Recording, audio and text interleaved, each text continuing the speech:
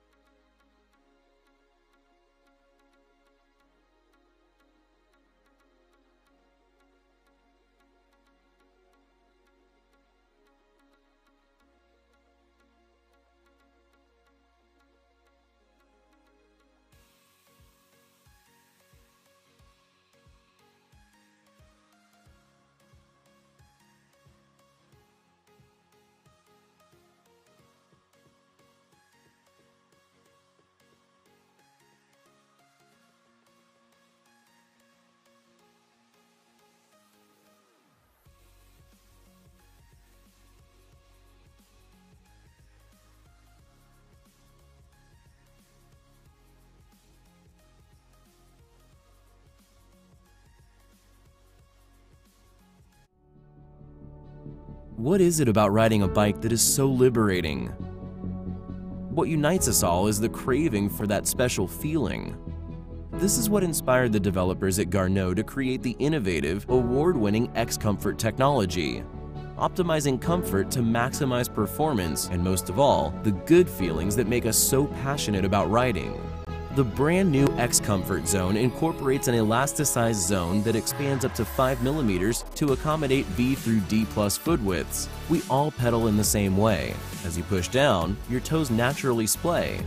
And the dynamic changes that happen inside your shoe as your feet contract and expand under pressure as you ride. The pressure and friction created as the outside of your foot expands over and over against your shoe can create serious and painful hot spots and irritations. The longer you ride, the worse it can become. This makes for a level of never-before-experienced comfort in the highest performing cycling footwear. Every cyclist rides for that special feeling that cycling brings to us.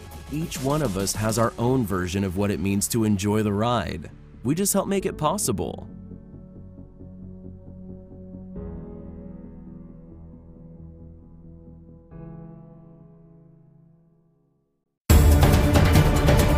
This is the Women's Elite Finale, CVR World Cup LA. So exciting. Here are your final results for this women's. In first place, Carrie Conabear.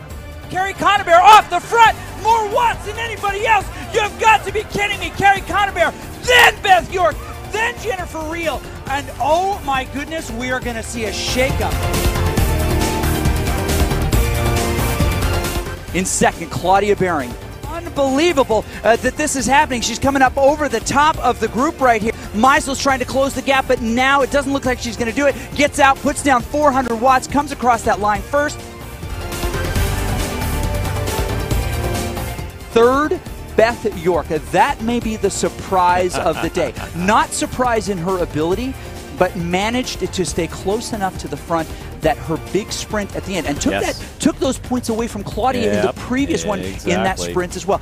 You know what? Beth is a lot of things, but I didn't know she was a sprinter. And Beth York comes around her, knocks her back, and look at that. Hugs all around. Those of you who are watching on the interwebs, my goodness, you have just been inaugurated baptized, in a sense, into what virtual cycling is all about.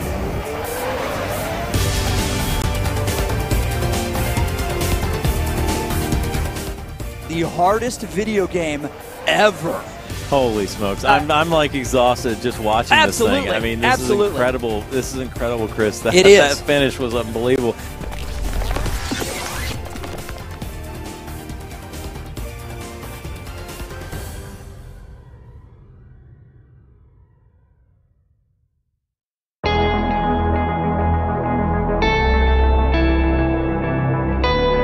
Esports.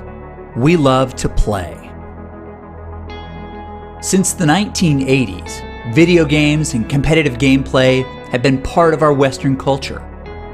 The video arcade, the Atari, Nintendo, PlayStation, even PC gaming are all part of this rich cultural lineage of play. We play ourselves, we watch, we even compete. What makes an esport?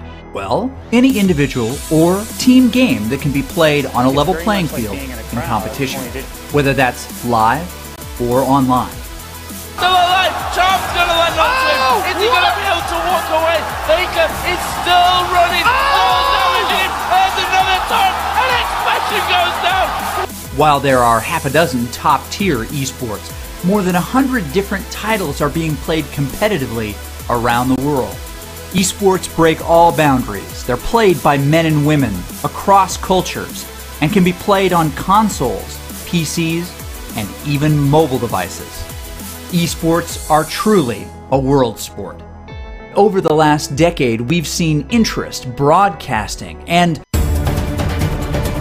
this is the Women's Elite Finale, CVR World Cup LA. So exciting. Here are your final results for this women's. In first place, Carrie Conaber. Carrie Conaber off the front, more watts than anybody else. You've got to be kidding me. Carrie Conaber, then Beth York, then Jennifer Reel, and oh my goodness, we are going to see a shakeup. In second, Claudia Behring. Unbelievable that this is happening. She's coming up over the top of the group right here. Meisel's trying to close the gap, but now it doesn't look like she's going to do it. Gets out, puts down 400 watts, comes across that line first. Third, Beth York. That may be the surprise of the day. Not surprise in her ability, but managed to stay close enough to the front that her big sprint at the end, and took those points away from Claudia in the previous one in that sprint as well. You know what? Beth is a lot of things, but I didn't know she was a sprinter. And Beth York comes around her, knocks her back, and look at that. Hugs all around. Those of you who are watching on the intrawebs, my goodness, you have just been inaugurated. Baptized, in a sense, into what virtual cycling is all about.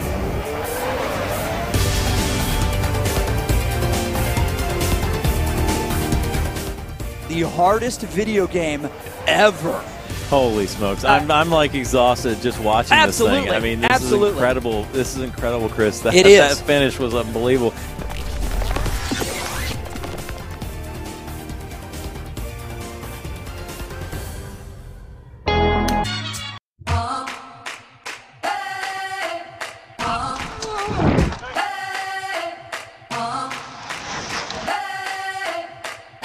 Go down the road. All right? Don't throw your arms in the air. Don't do anything crazy. No random shit, okay?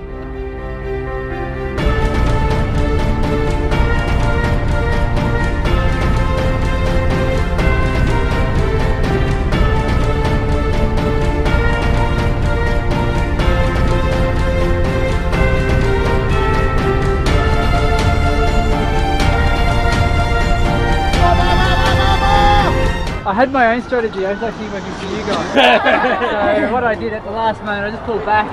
So you guys need to buy me some beers.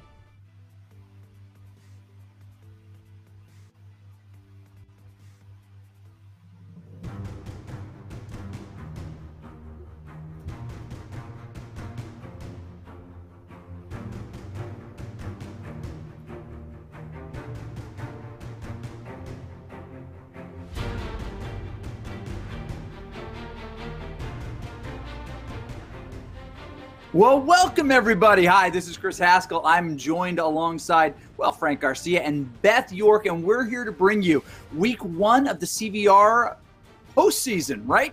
This is season number 2. These folks are going to go head to head today and actually battle it out. How's it going, Beth? I'm getting the sense from her that it is going really, really well. But let's tell you a little bit about what we've going on here. We'll have her jump in just a second. This is the postseason, right? So these are head-to-head matchups with the opportunity to win glory, prizes, and much, much more. Here's how they're going to do it. They're going to go head-to-head on our course today. The course, specifically the Road to Ruins, is the way to go here. That course is here it is right now. The Road to Ruins, the jungle route, the infamous Zwift jungle route, 30 kilometers of just really cool, crazy terrain, maybe some of the best design stuff all over the place. They're going to climb about 280 meters total during this process. It is not slight, not in the least. And all of this comes from the process of just one lap from the humble beginnings of Watopia downtown all the way out and back. One lap only. It's going to be an exciting big finish for these racers. Now, this is Zone E that these are happening in, but these racers are coming from all over. There are two that you got to pay close attention to, Ava Buchholz and Cheryl Muldoon, who have not faced each other in the sense that they've been back and forth. Kim Little and Kai Barrett have raced against each other, but now only one of them can continue on in the bracket. And finally, on this bracket right here, we're going to see Gemma Onkers and Leslie Miller go head-to-head with a few other folks. I hear some stirrings in the background of the studio, so I'll welcome my co-hosts in here today as we look forward to the next piece. How's it going?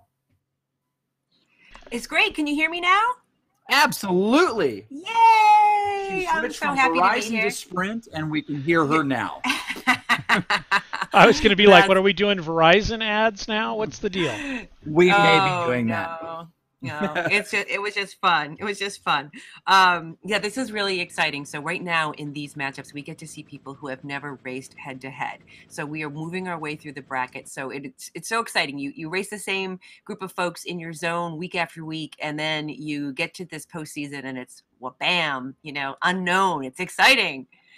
It is exciting. And there are lots of royalty that have shown up today, including Mr. Greg Leo, an invitee to the event in Vancouver, and we're going to see him race head-to-head with the number of these other folks. So, Frank, you're with us today. You're running the technical side and the strategic side. Beth, you are also running the strategic side. I'm just a happy talking head who can throw to the weather if necessary. But as we get ready to launch this thing in a minute, the weather looks good here on Watopia.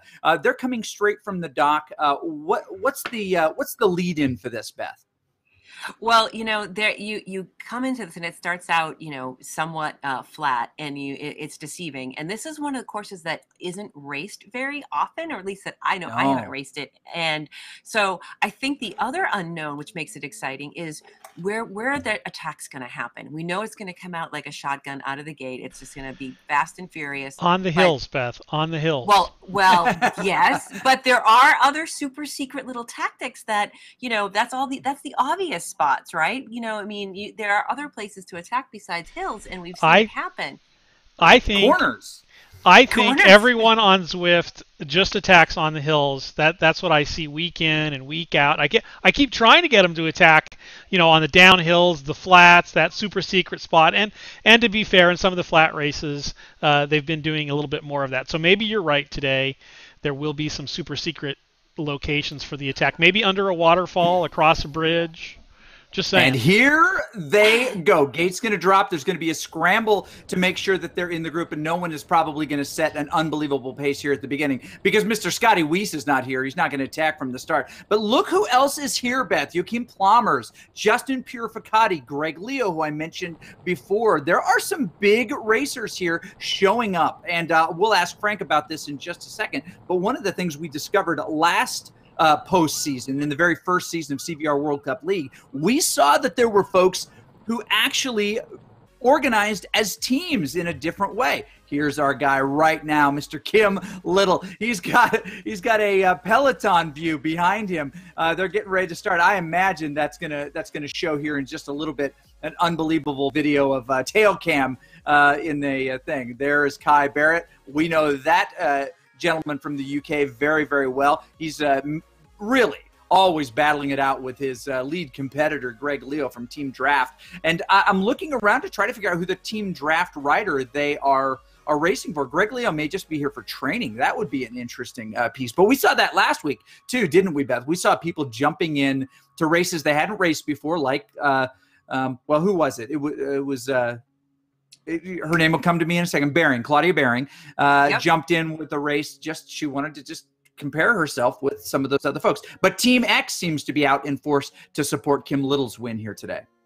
Yes, there are a couple of reasons to come out, right? One is to test your legs against some of the other riders in the field, but also there were some alliances, like you were mentioning, that we saw in the winter season, where teams were kind of mixing it up. People were showing up and they were helping their non-teammate, but they kind of formed an alliance in the postseason. So it'll be interesting to see what alliance form here, and also to see who's testing their legs for the big event. Well, I think Joachim's got like a newspaper on his shirt, so if we could just read that. I don't speak Dutch or whatever that is, and so I can't really say what it says. But he's got the shades going today, so we're gonna have to check out and see if Leo's got them as well, and and see who's gonna win the shades today. Seems to be something coming up in terms of our. A subculture. What is that? What do they call that, Chris? I mean, Dr. Haskell, professor of all words, known to man. Well, I think you're talking about a level of social reciprocity where there are no, I'm just making crap up now. Well, actually, that's what I do for a living. We think you're always make up stuff, except that it's just so darn good. It's so darn good. All right, we're in the women's pen here. We'll jump right into it. Oh, ready to drop. Chris, I'll let you take it away at the start here. Okay. And look, Carrie Conabear in the group today. Styler, Team Vixen also. Gate will drop in 3, 2, 1, and they will go. This will be a little bit less crazy at the beginning. We start to see some power-ups drop a little bit so that because they can't use them later in the race, so they're going to use them now just to make sure that they get up to speed. And we're seeing some high watts, some big pushes, some great thrust and acceleration, but no one is going to get breakaway speed or acceleration. Interesting is Carrie Conabear a little bit delayed in the back there, doesn't get away as quickly as out of the saddle right there. Lauren McMurtry, we know her well. She's just going to do what she needs to stay in the group here. Maybe later she'll struggle a little bit more with keeping with the group on the hills. She is not known to be a climber, although she has gotten much, much faster as the season has gone on. But as we look down this, we see Onkers, Ostenbrink, Thomas, we see Styler, Lewandorf. This actually is a really interesting question, and I'll ask you, Beth. Have you noticed that this season we have seen a lot of couples who are racing CVR World Cup League together, right? We see Ostenbrinks. There's 2 of those. We see Bergholz, right? Gregor Bergholz raced earlier today. We've got Ava racing right now. There are a few of these kind of royal families of CVR World Cup racing. Of course, we see the Weises, both Scotty and Trina. There are a number of different couples who are racing together. Later on, we'll have a case study on whether or not it's good for your marriage to do such a thing. I was just going to say, I wonder if it's, it's your couple time, if you make it like it's date night. I know that like some couples do make their bike rides their sort of, date time, but like a race is not really a date, a race Right. Yeah.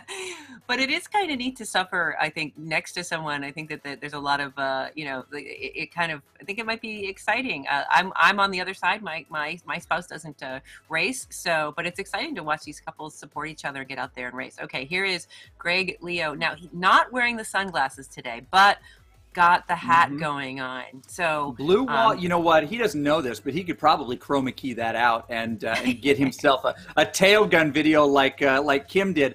I think there has to be some postseason awards, Frank, on overlays, and really like excite some people about doing that. Kim, I think, has to win at this point. If I'm a voting member of the Academy, right?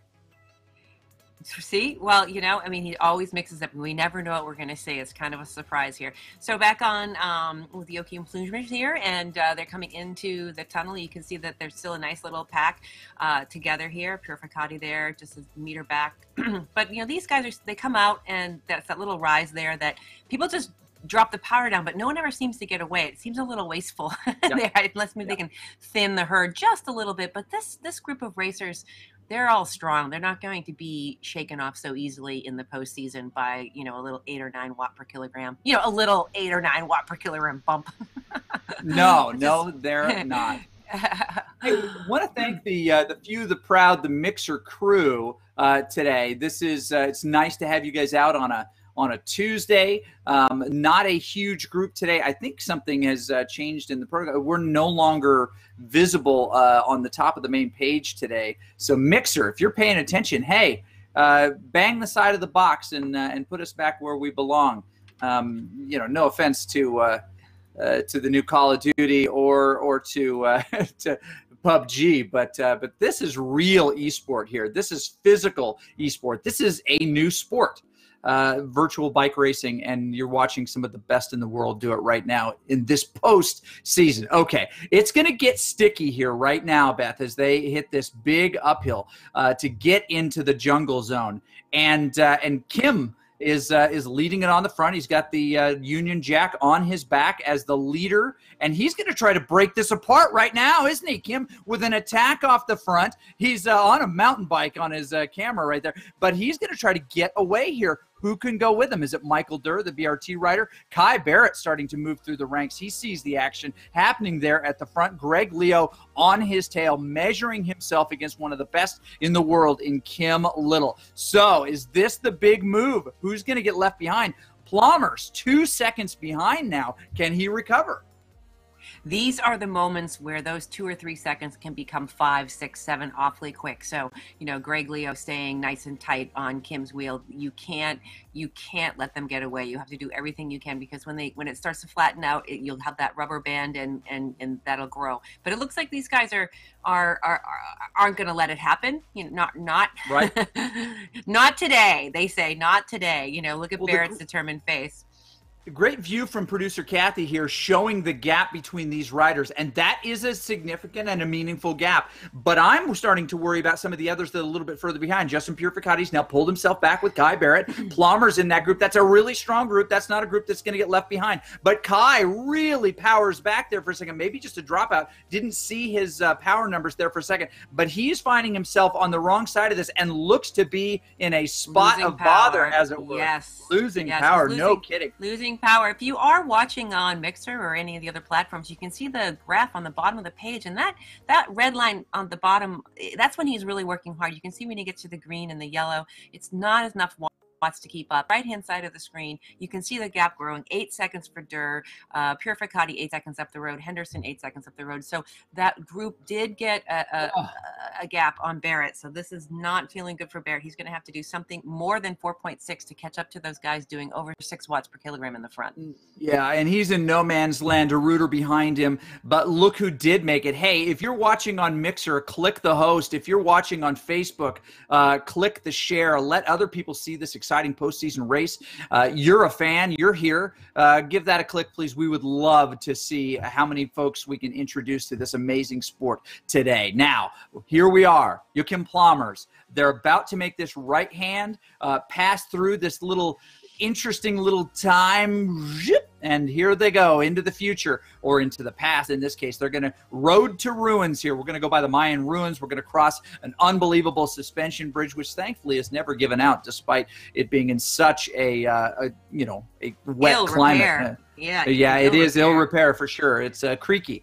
But this is interesting as we look at this. We have a Team WBR rider, which is the high-level racing team. We see the red stripe down the back of Team Draft. We see Kim Little's Union Jack on his back. We see Team Experimental. It looks like Team Experimental has the most number of riders in this group. They could be working very well for Kim today. He's only got to beat one guy. The guy he's got to beat is now really far behind him in Kai Barrett. He's not even on Kim's screen. He's got to feel real comfortable. He doesn't have to win this. But Frank, here's my question to you. you perhaps as a teammate of yours know Kim a little better than anybody. Is he going to be content now that his foe is dropped to just chill and do whatever kind of ride he wants? I'm just hoping that Gemma knows Kim a lot better than I do. But I think he's out today. I think they're trying. Kai's got a huge sprint, and as I've indicated on many occasions, you don't want to keep the sprinter with you till the end. And I think they went out with a distinct plan to get a gap on the hills, and you can see Kim here is really going hard. I think the video behind him you see is actually from a mountain bike race he did with a GoPro, and so that's kind of fun, although it's messing with my mind a little bit. One's on the beach and one's in the mountains, so I'm a little messed up by that. But other than that, they're in a good spot. Kai is isolated out the back at this point. And maybe Kai just isn't sleeping as well. He's got a new addition to the family, and so maybe he hasn't gotten enough sleep as of late. But I think a great effort by the team to get that gap, and they'll look to press it to the end. And we're going to show a few of the other races. We've got Eva on 9, and she is the same spot, yeah. Yeah. So, and she is actually going up against Lauren today. Cheryl went on to injured reserve, so Lauren was right behind her in the zone, and so we see that she's out here as well. And then on 5 we've got Stephanie Ossenbrink off the front, and we've got Anna here, chasing her down.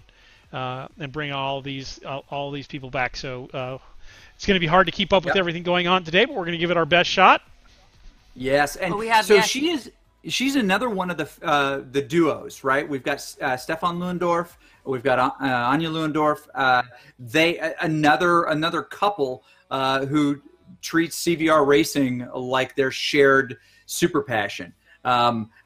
It's very interesting to me to see these different pairings, right? And how serious they take it. They support each other, they ride with each other, they train together. I would put that in the category of I did not expect that from CVR League this year, right? There are a number of surprises. We can go over our list of surprises before we're done here, but that would be one for me. Okay, Gemma is Team Vixen rider, very, very well. What's the Vixen strategy here today, Beth? Well, I would be in big trouble if I told you. Let's just be honest. So you don't know. Okay, we understand that. They didn't tell you. Okay, that's fine. Well, the thing is, when you have a teammate in the race, you do usually talk about it ahead of time, and you try to think about, right now Gemma is trying to, it's Leslie Miller. That's her opponent, right? I had that right. And there's no injured reserve on this one. So, so right now we've got, Styler and Anchors kind of together, and they can work together to protect Gemma. And it looks like they're doing their job so far. I mean, we're only 10 minutes into this race. Even though it's 18 miles with the elevation, you feel it. So they're working hard. When we get 3.1, 3.2 watts per kilo, nice and steady. Ava 23, 28 seconds up the road. I mean, there's a chance that if these ladies here work together, they can first close it up to Lewendorf and then up to Ava. But I know Ava, she can probably hold that 4.1 for quite a long time. So these women need to work together to get that aerodynamic benefit to try to close it down and get up there. Now here's Thomas, another Vixen rider. She is racing B, but she was with the A ladies all season long. Yeah, she is. There she is. This is fabulous. I got to tell you, I am a fan of what people have continued to do with their backgrounds and to be creative as they can. Ava Buchholz really showing how strong she is. This is a big moment for her, I think, because as she came into this, she had been a cyclist, an avid cyclist, and she had done some racing. Tangled up there. We get mechanical to the iPhone there. Thankfully, she's probably not listening in English. It would be fun to expand and actually have multi-language casting of these events, because I think it would be huge. But she finds herself in an amazing position where she's discovered that she has real acumen in virtual bike racing, and she's had great success her early year. Oh, Modi Pekelny. This is a nice dude. We met him. And as you can see, he's got legs for days, calves for days, shins for days, I believe is the right way to say that. I do like that some of the cyclists are adding that second view. It's kind of interesting, because we talk a lot about how someone's riding styles are and their efficiency, and we talk about what the data means on the upper left-hand corner with the RPMs, and what does 96 mean, and then you can see what actually it looks like, right? Because you see that exactly. those knees popping in and out of frame, so you get a sense of just another perspective of the interpretation of the data that you see on the screen, which is kind of fun. It is, but yeah, it's dang fun. And Pekelny, we did see him in LA, and always just a good ambassador of the sport, a strong rider, fun to watch. Just really gets sort of the whole esports thing in general. So it's really cool meeting these people and kind of talking to them and getting a sense of their perspective, something outside of our own view and their experience. And he was great to talk to. So I'm gonna give the keynote at the National Association of Collegiate Esports this summer, and one of the stories that I'm going to tell is very specifically about CVR. I love the lean that happens on Kim's angle right there. But this is one of the things that I think that people had value in, but nobody like you, Frank. Nobody saw how important it was to show the faces of the riders. Now, we can talk about this now while things aren't too crazy, but we'll throw to you, Frank, because I'm really interested when you, I guess, really made sense of why it was so important to see someone like Gemma right now working as hard as they could, that it wasn't just about the avatar or the broadcaster. It was about the athlete and what they were doing. I was an athlete, and I guess to some degree I still am. I'm just an old fat athlete at this point. A fat lead. Right, a fat lead, and hopefully that will reduce over the summer. Isn't that what we all plan? The summer. I get. Right. I'm going to lose weight during the summer. So it's cheeseburger season. Right. It's cheeseburger. Sorry. How do you do it in the summer? It's cheeseburger season. Well, that's my problem. It's cheeseburger season year round for me. That's part of the issue. I've always adored a good cheeseburger. But as an athlete in a past life, I probably tend to focus a little bit more on the athletes themselves, and we put on some webcams on the athletes in Roanoke about 15 months ago. Seems a lot longer than that now, but it was about 15 months ago. And as soon as I saw it on screen, I was like, okay, we've got to combine these looks. And that's absolutely what we've been doing since then. Building studios that bring in all of these various pieces, and our ability to watch all of the various athletes, and just and I think it's just tremendous the way that we get to, the athletes are moving, but they're not moving, as I say, in space. And so we just get to, see every sort of little detail and every, bead of sweat, as it flies off the athlete. And so I was just like, this is something I think people will want to see. And that's what we've been doing over the course of the last 15 months.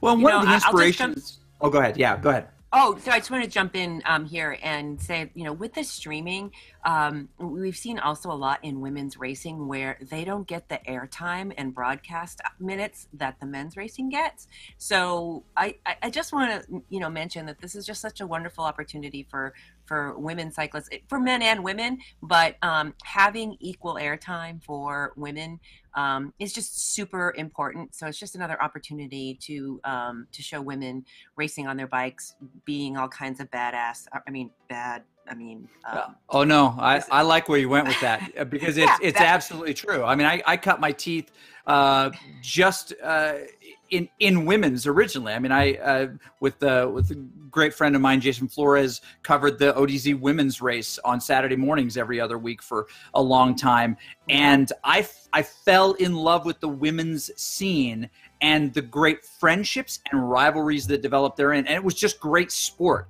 Okay, as we look onto the group right here, we're over the shoulder of Marty Pekelny, who, again, he was a CVR World Cup, a Los Angeles participant, and really shocked some people. Finished very well, considering he came in as a unknown, and was really, really well received there. Well, he's caught the bug, and he's caught this group, and is riding with some of the best riders out there, and he's surrounded by some great teams. It looks like we've got several vision riders in this, including him. Now they're riding for him today. And Frank, who does he have to overcome? Who's he trying to get to dethrone here? I just want to make sure that we're in with the right group. Hold on, I can tell you what. He's going against Jeff, and you're going to ask me Jeff's last name, and it's Kunha. Kunha. You know what? I haven't heard it any other way, so I'm gonna, or I could just do it like they do in psych. I've heard it both ways, which is of course not true. So back to one more question relative to this, Frank, because I think it's important. I think the viewers kind of have an interest in it. But lots of folks will just put a tiny little image of themselves in the corner, which doesn't feel the same. And I didn't notice it didn't feel the same until I saw someone like Anya here, right, who takes up a majority of that open space on the screen there. You can see the full view of their view, right? But you get to see the athlete in a much closer, and that to me feels more real, more connected. I feel like I know them. I become like viscerally, rooting for them. And that was your inspiration. Yeah. Maybe tell us a little bit more about how you came to that. Well, for us, it was fairly obvious in the sense that if you're focused on the athlete, make the athlete bigger, and so we did that. And then what we did is we worked with Zwift to make sure that that you could still see their entire screen. And then what was nice is, for instance, if we go to camera 6 here, we'll see that Kim here is being closely chased, as you can tell, in the forest here. This doesn't hurt my head. This looks like it's the real deal here. But what we also get is the ability for the athlete here, Murata, and obviously us, CVR World Cup, to be able to get some airtime. And so it works really well, and we can overlay, the athlete can overlay logos, and we can overlay our sponsors as well. So that really tends to work out nicely, but we get a big view of the athlete. We want to see the athlete up close and personal.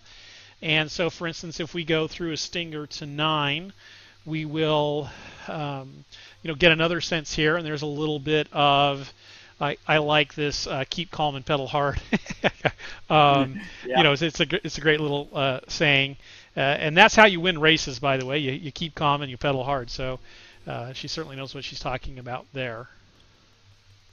Yes, she does. So Avis versus Lauren today, because of the scratch of the other well-known, former Vixen rider, now Cycling Hub rider, Cheryl Muldoon. Yeah, and she's feeling a little bit under the weather, maybe a little bit more than under the weather, and so we wish her well and look forward to seeing her next season. I know she was disappointed to have to scratch today, and we've seen her at previous CVR World Cups, and so we look forward to seeing her once again.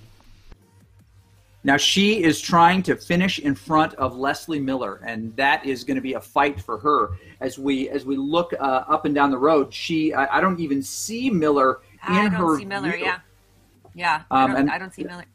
Was she a scratch at the start? That's very possible. So now she's working for teammates, trying to finish as high as she can. Yeah, we've got Conabear 4 seconds behind Gemma right now, so it looks like she's going to close that down. She's pumping 5.8 watts per kilogram, so they can have a little group together and try to finish together. And even if your direct competitor is not in the race, or you've already established a big gap, the incredible amount of training that happens in these race situations, and we have workouts sometimes that are just race simulation workouts, and what better way to get a race workout than to do a race and try try some things to try some different things, and that's what I've loved seeing about these, when one or two of these women have gone off the front, across all zones. There's no backing off. They're not like, oh, I've got a 15-second gap. I've never seen them back off. It's just full on. They race till the end, which is the way you should do it. That is exactly how you should do it. But if you go a little bit too hard, a little bit too early, as happened in a little ride/mini race that Frank and I were in the other day, sometimes you can fade big at the end. I had a great start, got out in front, things were going great, and then the wheels fell off. The internal wheels fell off, and that got real tough real quick. Yeah, it can fall apart. A bunch of us did the. We had a time trial recently last week, and it was to me, I just said it's an FTP test, right. But with lots of people around you, which is way more fun to do it. But those circumstances when you do like a time trial or whatever, those are really fun to just see how long you can go before you blow up when there's no stakes, right? And in the postseason, in CVR World Cup, there's always stakes. That's the thing. So if you're in the postseason and you're riding for someone else, you get to experiment with the team tactics. You get to experiment with different things to make sure that that was effective. Well, look at what we've got here. Kim Little and Greg Leo, who had just had a commanding lead for a long time, are being pulled back by this huge group, including Plommers. Right now, it's not the biggest group, the Marty Pekelny group, and he's going back and forth, of course, with Jeff Kunha. They are much further back, but it looks like these boys, including the teammate of Kim Little, Joachim Plommers, are going to catch on here. That Team Experimental group is going to be able to help him out. Now, at this point, not sure, Frank, strategically, if that's the way that they want to play this, right? Is Kim Little okay with getting this pulled back, or does he want to be able to, to whip that hind end of Greg Leo and force him down the road a little bit faster? Are they going to let themselves get caught at this point? Are they going to allow it to happen? I don't know if they're going to allow it to happen, but you got a bit of a downhill stretch here, which they're getting towards the bottom of, which makes it much easier for the larger pack coming back. And you see Joachim here just doing a little bit of work at the front, probably not too much, otherwise Kim will have a conversation with him in the team car later. But I think just kind of working his way up to the front and trying to keep things calm. And that's what you're seeing there. Yeah, everybody trying to go by him. So what Plommers was doing there was just kind of going to the front and then disrupting things a bit so that Kim and Greg can stay off the front. We'll actually, let me go ahead and see if I can pull up Greg right here. And looks like they pulled him back there at the little end. People saw that gap close enough and decided to jump across, and they did. And now reintegrated into society would be Greg Leo and Kim Little, not able to get away. Still on this descent section here, as they have already completed that big chunk. Here's the women still inside. That's interesting. They're at 13 miles. The men were a nice little distance, more than halfway done. They're starting to reach toward the end. This is going to be a fast race today. It is, and look at Gemma working so hard. She's, again, her compadre didn't show up. I mean, her frenemy didn't show up, and she's still working so hard. Frenemy. Well, honestly, when we do make a lot of friends in game, and then we throw the gloves off and we race them. Right. I think that's one of the greatest parts of sportsmanship, right? That you can sort of be aggressive in the race, go for the win, and be friends before and after. And yes, and throughout my career, that was mostly the case. Every now and then, tempers flare, and it doesn't quite happen the way that it's supposed to. But I think that's one of the great aspects of sport. I think it helps us, even in our daily lives, to sort of understand how to interact and do good at work and still be friendly with everybody. Right. Well, competition is we are all. If you're doing CVR World Cup, you're a competitive person. Period. And I know like some folks try to say I'm really not that competitive, and I think it's simply not true. And whether you're competing against one of your frenemies or against yourself, you're still trying to elevate your level of play. Whether it's gameplay or physical fitness or whatever it is, you're always trying to elevate your own skill set. Back on here with Kim Little. Now this group definitely has gotten a little bit bigger, and looks like we've got a gap of 10 seconds. Am I reading that right? It could be. Well, back to that men's group right there. They are trying to. Just got this in from the team car. Greg Leo with a dropout finds himself in a big spot of trouble there. We're going to see if he's going to be able to pull it back. That would be sad business. I did not see him in that main group there. Is he still mixed in with the group? Hard to tell. There's Greg Leo. No, off the back there, sending text messages to the broadcasters, which just shows you why this is esport. Well, and I think I'm not going to, I'm just going to have to, call Greg out on this one. He's not wearing the glasses today, and maybe a little bad karma coming from the lack of the sunglasses, and we'll see what he has to say about that. He's probably going to message me directly now after that comment. He probably will. He's like, but I was wearing my lucky socks. He's like, dude, did you just jinx me? Do I have to wear glasses now every time, or am I going to think that's the dropout? We'll see how superstitious Mr. Game Theory himself is going forward.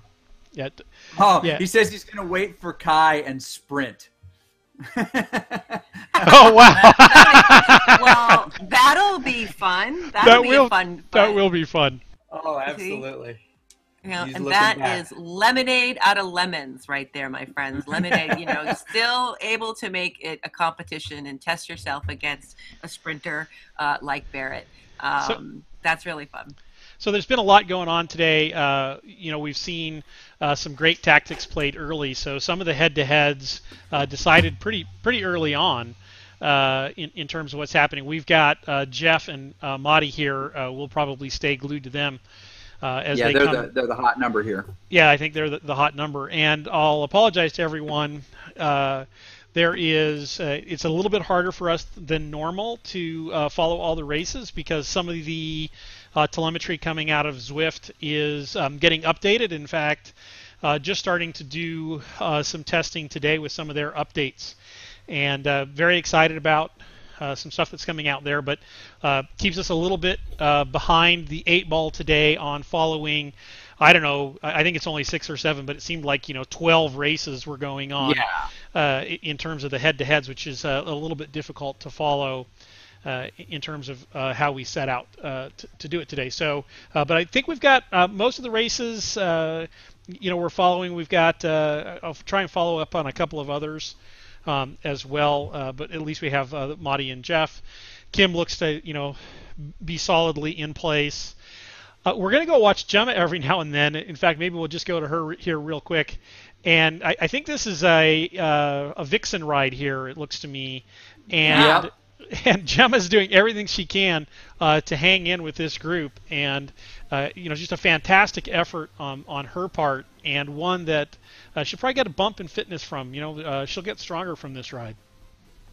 Without a doubt, getting stronger throughout the entire season. She's been racing some of the Saturday Odiva Z races, and she has really come in the last 8 weeks so far. Super proud of Gemma's work ethic and what she's been bringing. And she's definitely got a championship qualifying animation behind her. So yeah, well, let's we'll go to Kim here real quick, and I'm pretty sure Kim is spending like 20 hours a week on background, views for CVR World Cup, and actually he doesn't know it yet, but he's given me a couple of ideas on what to do. I have now a new idea. So instead of a mountain bike race out on the beach, I Kim, think. Damn you, Kim! Frank has a new idea. This is bad for all of us. I think it's going to be really, really good. So I've got an idea that I'll talk with Kim about, and I think it's going to be actually really, really cool. And I so, kid, Frank. You have great ideas. It just means that a lot of us have to catch up to them. yeah. Well, all the devs just went ugh. So they're pinging me now, and the answer is no. It won't be happening before Vancouver, but I actually think it'll happen for next week. So we'll have some fun. That's why I say You gonna give us a little bit more thought on that? No. I think everyone's just going to have to tune in for the surprise. But I think it is going to be actually amazingly cool. And how's that setting up the expectation and setting yourself up for failure? The last time you said surprise, Frank. The last time you said surprise, it was a big one. Yeah, so but this one I think is going to be really, really fun. So, and this is part of the community and what we're doing and how it's working. We see different people do different things. Sometimes, not super fond of what I see. Sometimes it's great fun, and sometimes it gives us some ideas to pursue. And obviously, Kim does a lot with CVR World Cup. He has been to every CVR World Cup, and he will be in Vancouver. He won't be riding in Vancouver for the first time. And he was actually really, I have to say, I was talking with Kim, and he was really looking forward to the postseason. And I think that's why you saw him come out today, and he just went, crazy off the gun. And this is what the postseason is all about, right? Because, and you saw Greg, I think, was out actually helping him a little bit in terms of maybe a little coalition there between Team X and Draft today with Kim. But what you saw was Kai Barrett has been a tremendous sprinter, a tremendous rider all season long. And Kim was excited about it. This is a different race format for him, head-to-head, right? And so he was very excited to play, and I think you see that, and I think you can kind of see Kim sort of hanging on, but probably put a lot into the early part of this race. And, his day, for all intents and purposes, is done. Of course, now I say that he'll win the sprint, but There's that's, Kai. Yep. So anyway, and then you see Greg getting on with Kai. And I wonder, if Kai is happy to have someone to ride with, or like, oh, come on. But they'll give us a show, and that's what this is about, right? This is about the show. This sport is very much about being able to see these riders, and so we'll get a couple of sprints here at the end. No kidding. This is going to be super exciting, and you know what? It often reminds me about the upcoming team events that will really change the way that we view this and how we cheer and how we participate. It's going to be outstanding. Yes. Oh, so much love, and we love you, Ava Buckhold. She managed to pull away and is sitting first in this women's field. Great move as she came up and through that section just a little bit ago. She's got the end in sight for her. It doesn't look like anybody's going to catch her. Here comes the sprint. This men's group right here. Big guess. Who do you think is going to finish? Who's taking number one? Big guess. Sean guess. Gray. I'm looking at the Sean list. Gray. Okay. You say Sean Gray, okay? Okay, Chris, to you. Who do you think? You know what, Plumbers? It just blew my mind last time we came through this section. He knows how to sprint this big finish. If somebody goes extra early, which they would have gone by now, I think that we would see it. But my guy is Plumbers. Okay, here is what we're about to see. Sean Gray kicks it up. He's the guy who comes off the front. They're all going to follow suit. They're going to try to get on his tail. And Kim Little is one of those guys. He's got the wheel right in front of him. He's going to catch on. He's got to give it just a little bit more, and he comes in right behind Sean Gray when he does. Michael Durr trying to ramp it up, but these guys are starting to fade. Henderson fading, Doving fading. Plumbers is not anywhere where I thought he'd be. Kim Little showing why he wanted to sprint against Kai, but he's going to move away, and if anybody can catch him, Henderson with another late surge. Is there enough time for Little to catch onto his wheel and go? It looks like he's fading. No, he's under 10 watts per kilo. He's going to come across third, but still, what a big finish. Casey Shum sneakily in that group the whole time. Here's what it looked like. Beth, describe what's happening.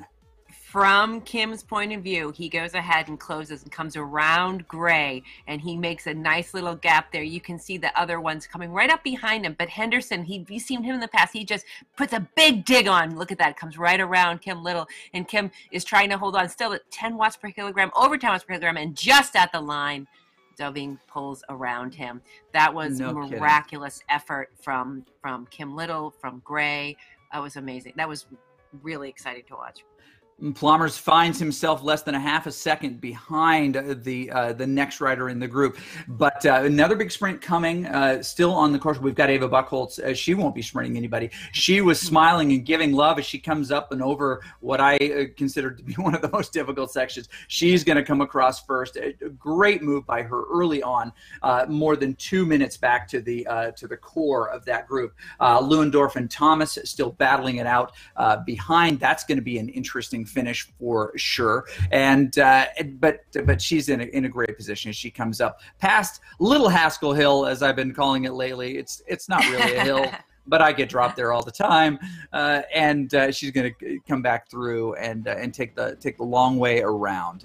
McMurtry finds herself alone, a couple of minutes behind Austin Brink. The hills next to the ruins, a little bit too much for her, but she was the head-to-head against Buchholz. What a great season for her. She's gained a lot of popularity. She's made huge improvements throughout the season. And McMurtry, an unattached rider at this point, and I don't think she's going to stay unattached for that long.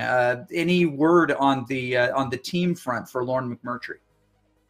I don't have any inside intel on that, but I can say that the Vixen application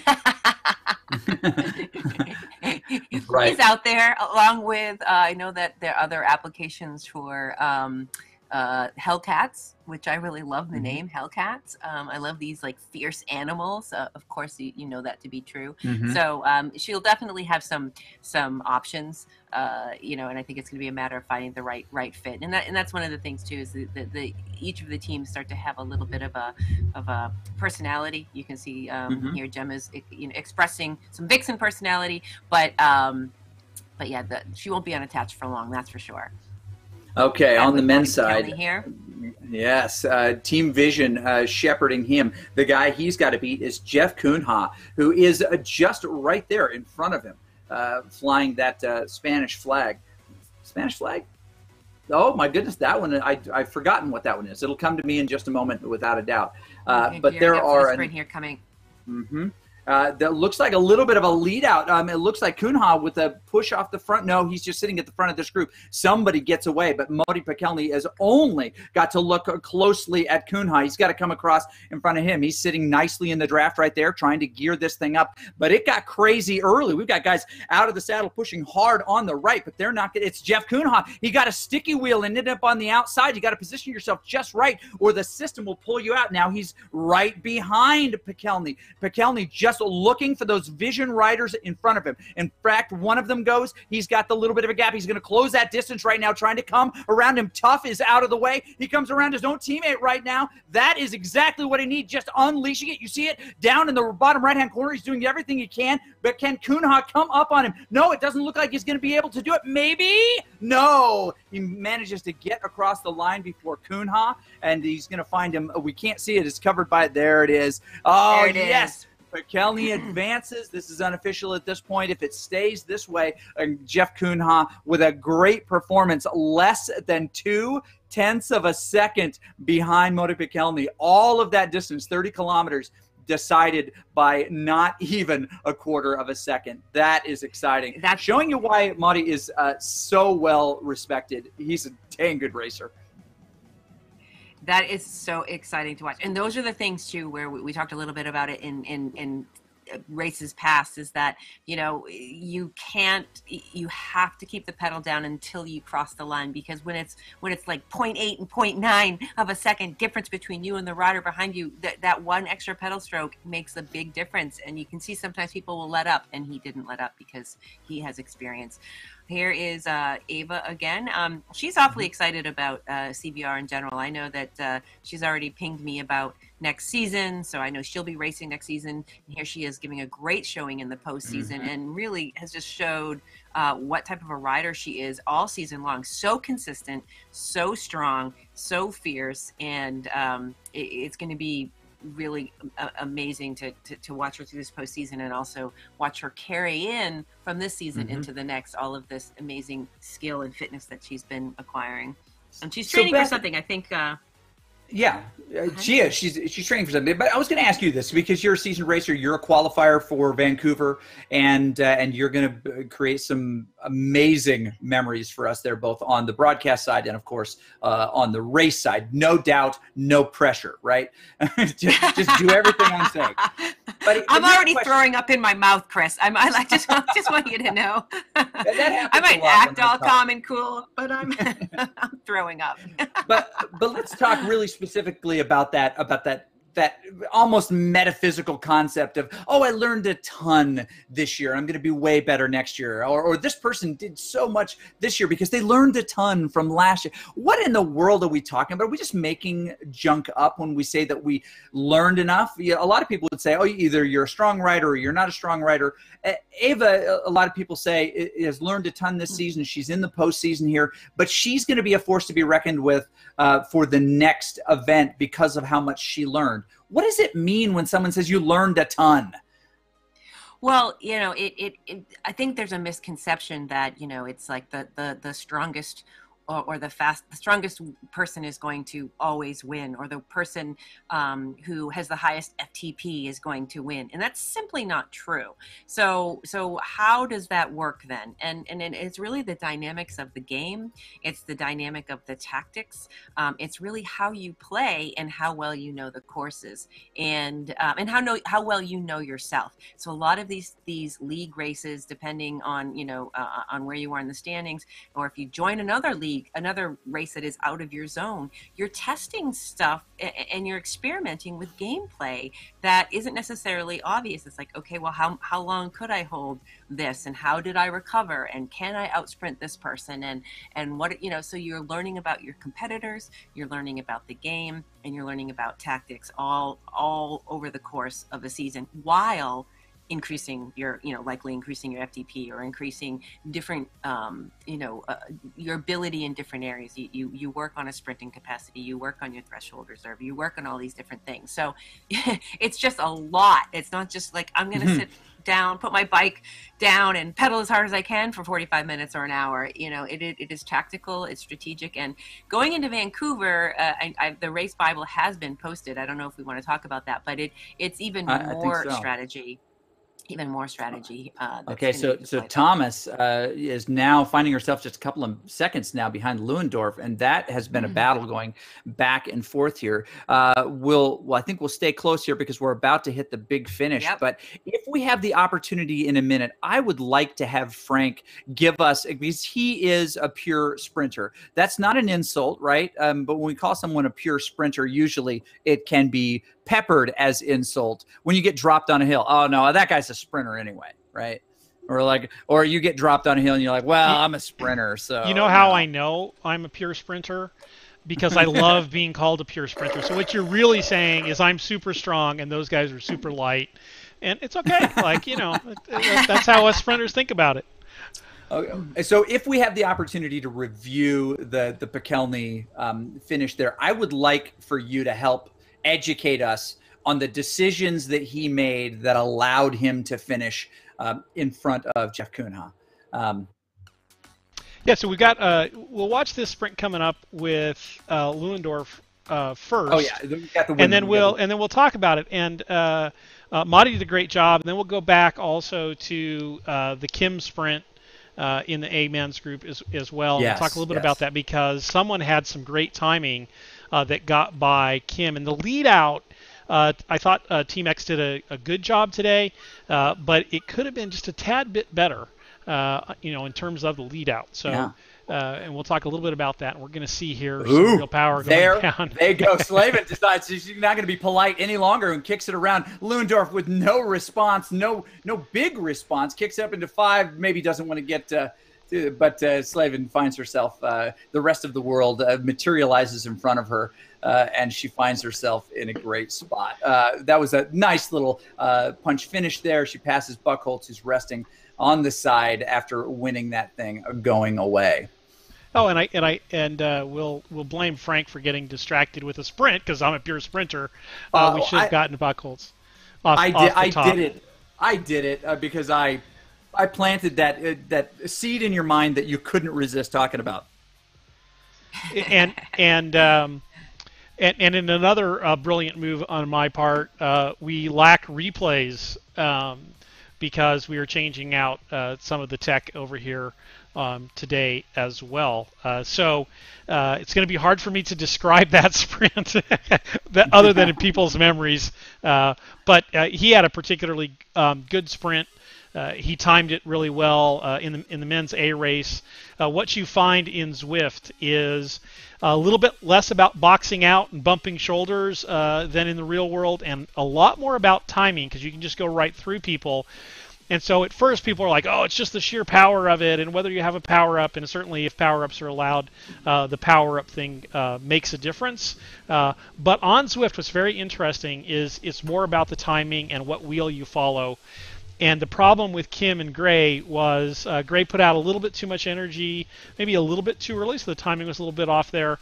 Kim wasn't right on his wheel, but I think he was looking to get sort of that slipstream effect as he got in, and then generate some speed up to the wheel as well. And so maybe we'll get a chance to talk a little bit here about some sprinting with Gemma, Carrie Conabear, consummate sprinter. Maybe she should be giving, the lesson with regards to how the sprinting goes. That's how she won LA. Took home over $7,800 on a huge sprint. So we'll try and get a couple of views of that. Yes. And we'll talk a little bit about that. So you got 3 up here. You've got Gemma, who spent a ton of time on the front. And I don't know, it's kind of like Vixen hazing, I think. Take the lower category rider and put him on the front. And Carrie, I think, just cracked a smile and said, I don't do hazing, but I will win the sprint for you. Is probably what's going on there. And then she's going to move to the front, and she's going to be like, not only that, I'm going to win it from the front. But we'll see here. Usually you'd be sprinting about now, maybe a little bit earlier. Formation. Maybe they're just going to come across in formation. Yeah, it could be. And then we'll talk to the team director over at Vixen and say, hey, what's this fantastic teamwork? We want to see the end of the race. And so actually what's happening here is a little bit better than that. They are giving Gemma the opportunity to cross the line first. So it wasn't hazing at all. It was great sportsmanship. And I guess that means I spent too much time in a frat, which wasn't very long at all, by the way. But I think that was great sportsmanship. We're out here for you today, and we give you the honor of crossing the line first. She glances over to see if there are some elevated rates there, and then gives that big smile. She picks it up to 5.3. She does a little dig at the end. She didn't just cruise through at 2.5. Yeah. She dug in. Nice work, Gemma. 6th place overall. Great job for Team Vixen. We do have one big sprint still coming up here, which would be Greg Leo, I believe, right? They haven't finished yet. Greg Leo and Kai Barrett. maybe they have already finished, and we were focused on the women. That's the interesting thing about this. It looks like they have. They've actually gone and finished. So I'd like to, if we could, shift gears and talk a little bit about Vancouver before we let the folks go, because there are many questions, and I think that the right time is to ask Frank about these Vancouver. But as we look at the women's overall qualifiers, Beth, you are clearly in that group winning Group B. Tell us just a couple of thoughts about Dixie Newsome, who is one of the wild card entries here. Yeah, excuse me, she was the winner from previous the first postseason. The first postseason, so she made it through all the brackets in Zone B, and we race in Zone B together. So this season, she's been just training and racing hard, and basically kind of doing her own thing and helping me, basically. So her efforts in the zones have been, working with me in Zone B to try to get me to join her. So that's the way we roll at Vixen. Women's group. Yes, but it is. It's a fabulous, fabulous women's group this year, including Claudia Baring, Lucy Collins, Esther is back. Mary Wilkinson's a newcomer to one of these events, but has just I can't wait to see her. Oh, I fabulous. cannot wait to see her in person. Her and Vicky are going to be really exciting and very fierce. Indeed fierce. Allison Kubota makes a return again. Jennifer Reel makes a return again. And Jenna Gillick, who was an invitee. Frank knows a little bit more about her and where she comes from, but I think she's one of the really interesting stories, the wild card, if you will. Continually pros tend to show up at these things and are so surprised at the way things go. Absolutely, there is a lot of subtle skills in Zwift, and we'll sort of highlight those throughout the postseason and talk a little bit about points racing coming up in Vancouver as well. Show some videos in the coming weeks on what that's going to look like.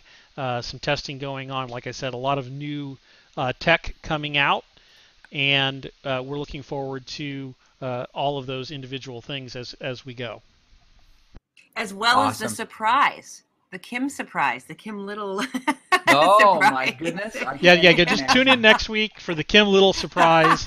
Now, as a true suit, I just want everyone to note that only this week will it be called the Kim Little surprise. Next week, it will be called the Frank surprise. And well, right. Yeah, and then I think my director is like, "You're done. You guys stop talking. Time to sign off." Cue the music. Cue the music. So with that, I'll turn it over to you, Chris, to sign us off. Okay. Well, I want to thank everybody, and please, if you are here, if you are watching, if you have appreciated, click that share, click that follow, click that like. We would love to be able to notify you when this comes on next. Brackets are going to tick down one by one for the next, week after week after week. Next week, it will be Beth and Frank on the call. I, be serving mandatory time in marriage counseling. No, it's my 25th wedding anniversary, and I will be somewhere in the South Pacific. Southern Atlantic. Oh, dear goodness. I don't even know where I'm going. I'm going wherever she says I'm going. But the races will continue, and it will be awesome to have this move closer and closer to the big winners in all divisions. This has been the first week of the postseason, CVR World Cup League, and we appreciate everyone, including Power Tap Saris, Cyclops, the Peaks Coaching Group, and, of course, Garneau, who makes the amazing garments that these riders and winners wear. And we're just thankful that you joined us today. And keep watching, keep rooting for this amazing emerging sport, right? The virtual cycling beginning. And to us, it's just awesome. So thanks for joining us. We'll see you very, very soon. Thanks to all the racers and the great work that they gave us today. We appreciate you, and we'll see you very soon.